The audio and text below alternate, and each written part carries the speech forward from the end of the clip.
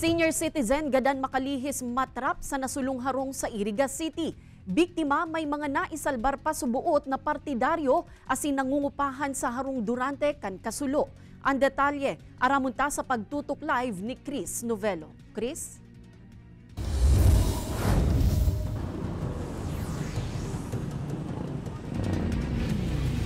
Kate, uminabot sa second alarm ang nagbungkaras na kasulo sa harong na nasa likod ta na nagwalat nin sarong casualty.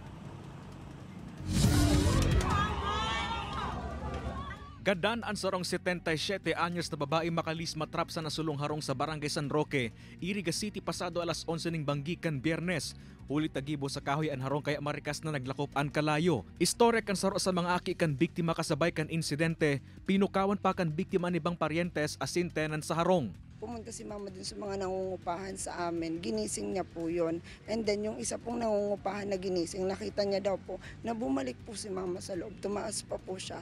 And then hindi po namin alam kung ano yung reason kung bakit si mama bumalik. Susog sa Iriga City Bureau of Fire Protection, posibleng huli sa hibog kan naso asin kusog kan kalayo, kaya di na nakaluwas pa ang biktima.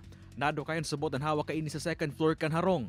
Actually, harani na si Lawas, lumans pa exit sa hagdan, pababa sa hagdan.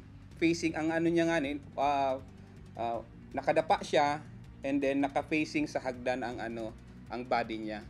Sangon niya nagpapadagos pang pigi-imbestigaran kan BFP Iriga City ang pigpuunan kan kasulo na uminabot sa second alarm.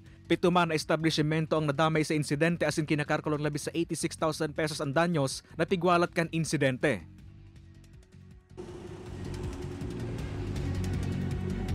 Kate, sa datos kan Bureau of Fire Protection Iriga City, nangangabaan pa sa nakantaon na lagad, nasa 39 fire incidents na ang naikukurit sa syudad o may pagsirit nin 200%.